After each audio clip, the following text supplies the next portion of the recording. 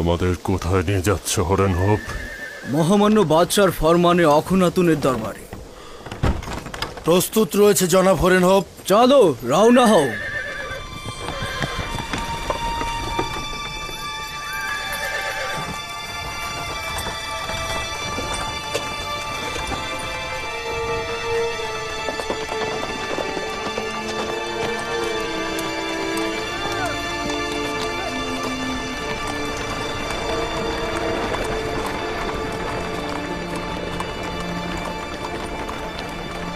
Horn hope, আমি কি একটা সওয়াল করতে পারি? বলুন জনাব অজ্ঞামোহর, আপনি সওয়াল করতে পারেন।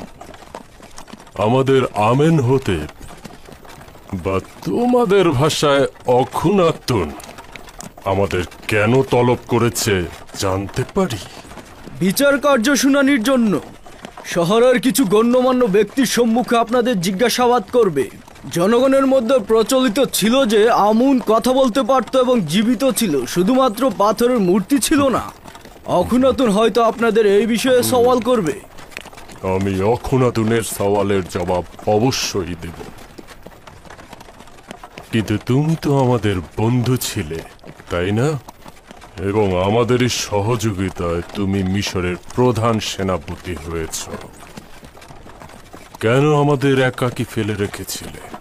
আমরা তো তোমার কাছে সাহায্য চেয়েছিলাম। আমি এখনো আমুনের ইবাদতকারী, আপনাদের প্রতিও সম্মান জানাই, কিন্তু আমুনের পূর্বে অখুনাতুনের প্রতি আনুগত্য পোষণ করেছি, কেননা তিনি মহান খোদার সন্তান।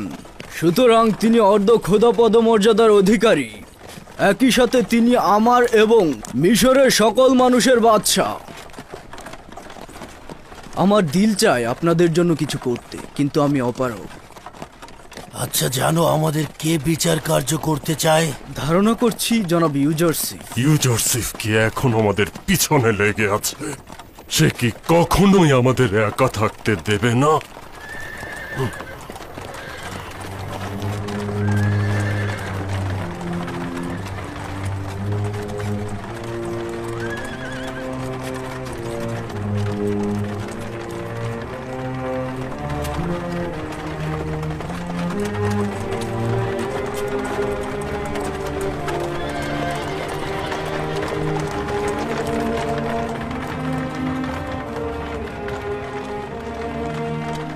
মহান খোদা তাআলার প্রতি অশেষ শুকরিয়া যে তিনি আমাদেরকে অফুরন্ত নিয়ামত প্রদান করেছেন। যদি মহান খোদার অফুরন্ত নিয়ামত আমাদের উপরে না থাকতো, তাহলে কিন্তু আমরা ওই দুর্ভিক্ষ থেকে বাঁচতে পারতাম না। ধারণাও করতে পারিনি আমাদের ভাগ্যে কি লেখা ছিল। তোমরা নীল নদকে দেখো কিভাবে শুকিয়ে গেছে, চারণভূমি ও শস্য ক্ষেতগুলোকে দেখো কিভাবে ফেটে চৌচির হয়ে গেছে। আমাদের ভাগ্যও কিন্তু এমন হতে পারত। এখন অসংখ্য দেশ তোমাদের সাহায্য চাইছে। যদি মহান খোদা তাআলা না চাইতো, তাহলে তোমরাও ওদের মতো সাহায্য চাইতে। অতএব খোদা তাআলার এই নিয়ামতের প্রতি অবশ্যই শুকরিয়া গুজার করবে। এখন তো তোমরা আর নির্জীব পাথরের ইবাদত করছো না। সেই সকল নির্জীব পাথরের পরিবর্তে এখন থেকে একক ও অদ্বিতীয় খোদার ইবাদত করবে। আমি এই মুহূর্ত থেকে তোমাদেরকে ফরমান দিলাম যে আমুনের ইবাদতখানা এখন থেকে একক খোদার ইবাদতখানা হিসেবে পরিগণিত হবে। খোদা তাআলা আমাদের সকলের কল্পকে হেদায়েতের নূর দ্বারা আলোকিত করুক।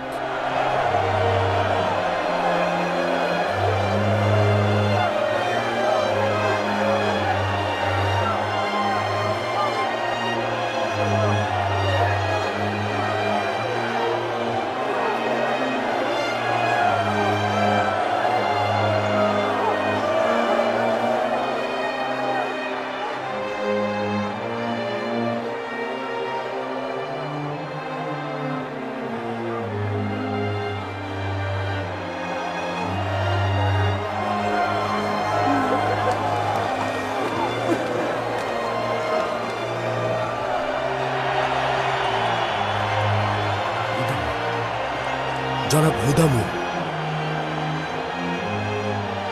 জি আলী জনাব, রুদামুন।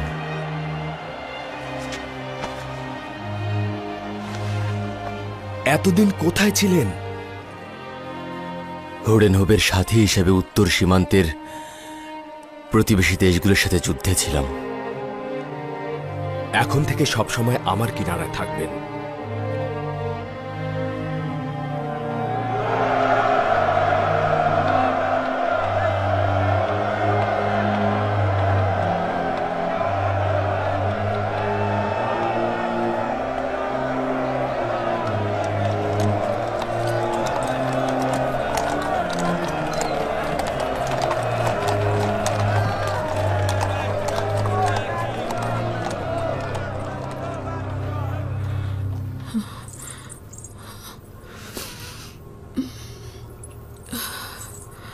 তমা, তিয়ামিনি, আমরা কোথায় আছি? এটা কোথায়? এটা জনাব ইউজারসিফের মঞ্জিল। আমি এখানে আপনাকে নিয়ে এসেছি। তুমি কি ওয়াসেনাত, ইউসুফ নবীর স্ত্রী? আমি ভেবেছিলাম ইউজারসিফকে আমি সবচেয়ে বেশি ভালোবাসি, কিন্তু আপনার খাদেমদের কাছ থেকে যা শুনেছি তা থেকে আমি সিদ্ধান্ত নিয়েছি যে আপনার কাছ থেকে আমি ইশক ও মহব্বতের সবক নেব। 30 বছর ধরে একজনকেই ভালোবেসে অপেক্ষা করা, এই ধরনের আশিকের ইবাদত করা উচিত। এই ধরনের মহব্বতকে অবশ্যই পবিত্রকরণ করা উচিত। তুমি যেই রূপ বলছো আমার এশক সেই রূপ ছিল না। ইউসুফ অনেক শ্রেষ্ঠ। আমার মতো নিচু মোনা কলুষিত গুনাহগার ইউসুফের প্রতি আসক্ত হওয়ার যোগ্যতা রাখে না। আমি আমার এশককে কামনা বাসনা আর নফসের আকাঙ্ক্ষা দিয়ে কলুষিত করেছি, আর তার শাস্তিও কাঁধে বহন করছি। তুমি ভাবছো সবকিছু জানো, কিন্তু না। 30 বছর ঘৃণার বোঝা,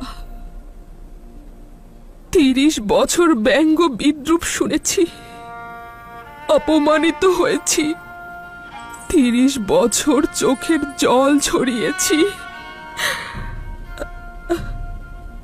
আর ঘুমরে ঘুমরে কেঁদেছি।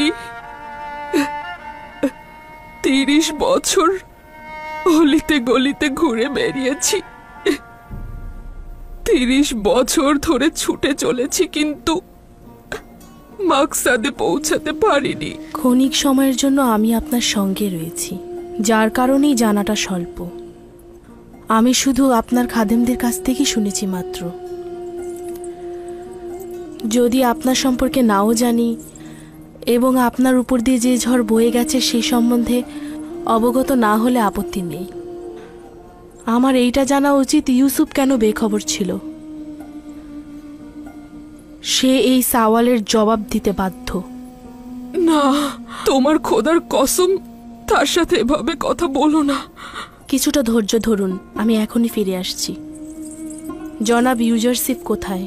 মহামান্য বাদশাহ অখুনাতুনের সঙ্গে রাজ দরবারে রয়েছেন। আমার সঙ্গে এসো। ওয়াসেনাত, ওয়াসেনাত থামো, ওয়াসেনাত। ইউসুফ কি করে জানবে আমার উপরে এত ঝড় বয়ে গেছে?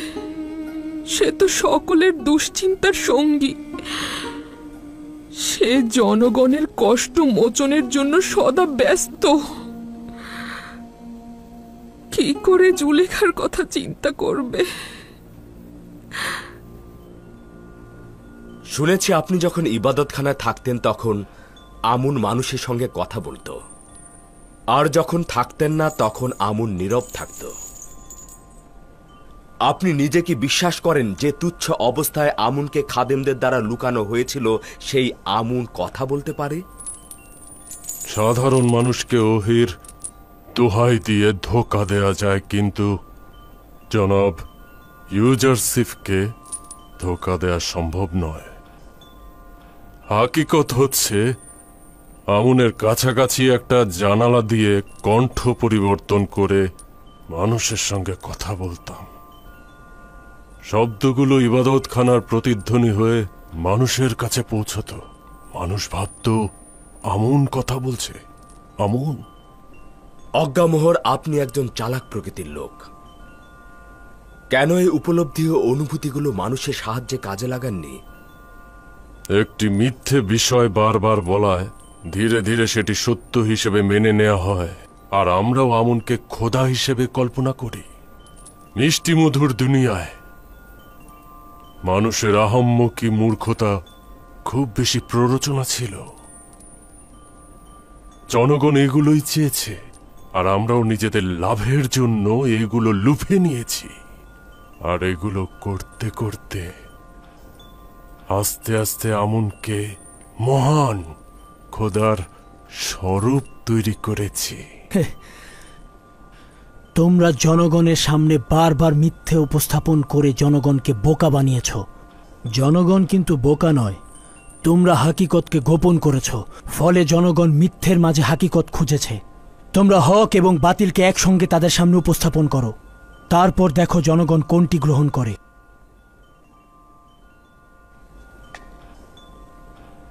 বানু অসেনাদ আজিজে মিশরের সহধর্মিনী প্রবেশের অনুমতি চাইছে।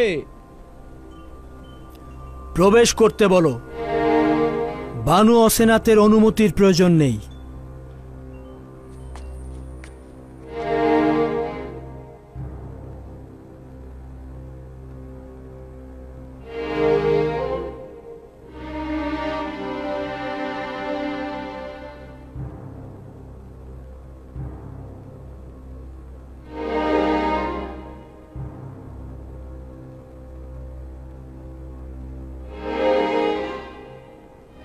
আশা করছি খোদার নবী আমাকে ক্ষমা করবেন, কেননা আমি তার বিরুদ্ধে মহামান্য বাদশার কাছে অভিযোগ দাখিল করতে চাইছি।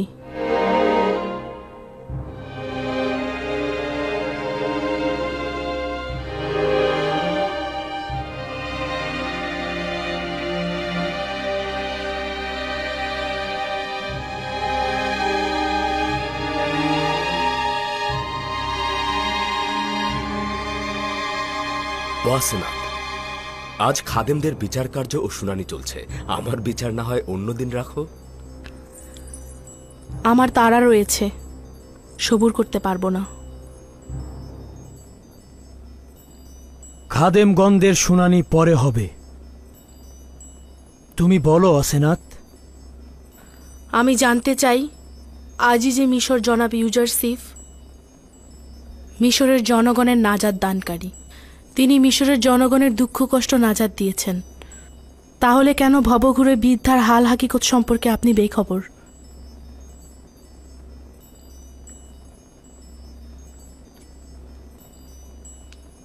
যে বৃদ্ধ মহিলার কথা তুমি বলছো তাকে আমি কিভাবে চিনতাম?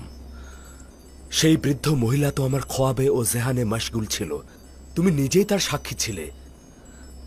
আমি তো এমনকি তাকে চিনতেও পারিনি। আপনি তাকে চেনেন, কিন্তু আপনি তার সম্বন্ধে অমনোযোগী আছেন। তিনি সেই যিনি আপনাকে বছরের পর বছর লালন পালন করেছেন। যখন তার ইশকের আগুন তার সত্তায় জ্বলছিল, তার সত্তাকে আগুনে জ্বালিয়েছিল, তখন তাকে তার নিজের অবস্থায় ছেড়ে দিয়েছেন।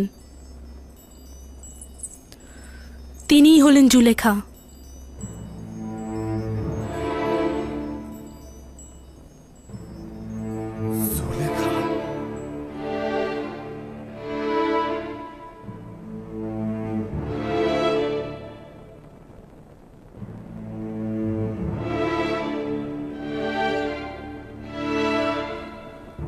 না, এটা সম্ভব নয়। জুলেখা অভিজাত সম্প্রদায়ের সুন্দরী নারী ছিল। কিভাবে সম্ভব সে জুলেখা হবে? আপনার প্রতি প্রেম তাকে এই দুরবস্থায় ফেলেছে। 30 বছর আপনার অপেক্ষায় ছিল, আপনার খোঁজে ভবঘুরের মতো অলিতে গলিতে ঘুরেছে।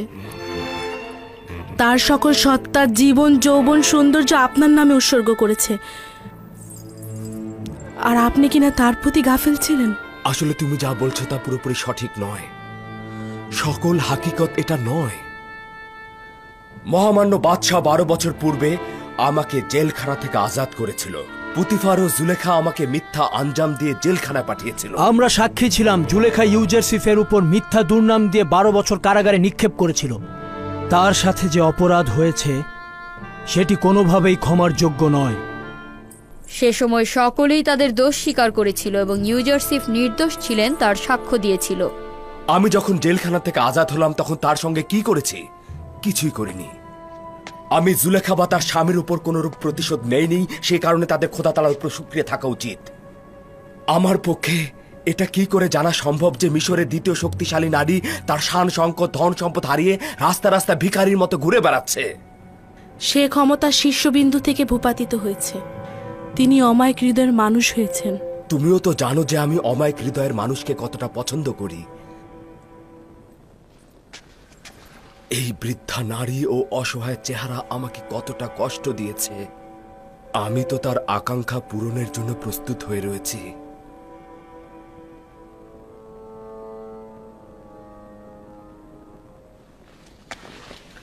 আমি এখনই জুলেখাকে একটু দেখে আসতে চাইছি। না, আমরা সকলে এই পাক পবিত্র এশকে দেখতে চাচ্ছি। যদি অনুমতি দান করেন আমি গিয়ে তাকে এখানে নিয়ে আসি। যাও, তাকে নিয়ে এসো।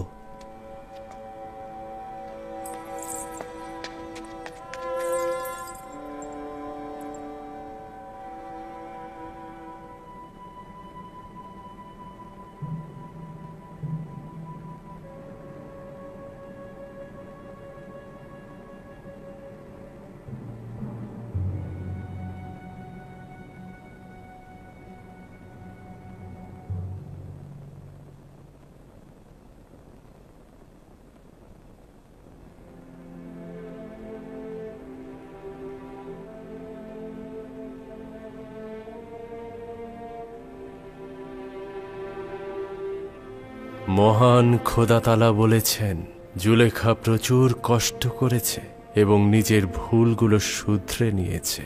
সে এখন একজন ঈমানদার নারী এবং এক ও অদ্বিতীয় খোদার ইবাদতকারী। ইউসুফ তাকে পবিত্র ভালোবাসা দাও এবং সহধর্মিণী হিসেবে গ্রহণ করো। তার হকের জন্য তোমার দোষগুলো কবুল করা হবে। শুধু তাকে চাও, খোদা তাআলার পক্ষ থেকে তাকে গ্রহণ ও পালন করা হবে।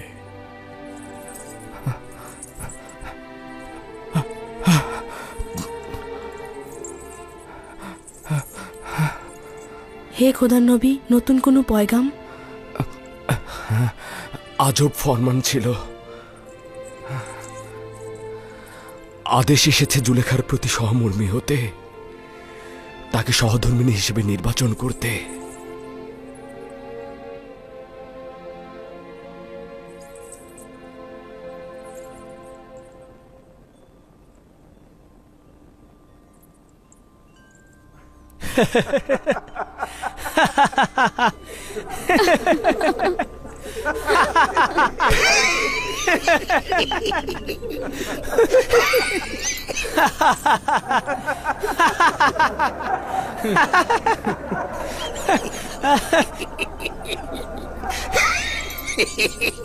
বিবাহ, তাও আবার এই অক্ষম বৃদ্ধ নারীকে? সে তো অতিশয় দুর্বল ও বৃদ্ধ।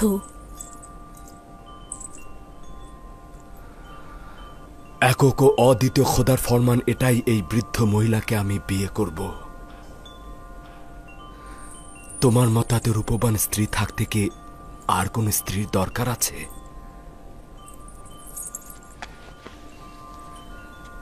সে যেমন আছে তেমনই থাকুক, আমার জন্য তো কোনো পার্থক্য নেই।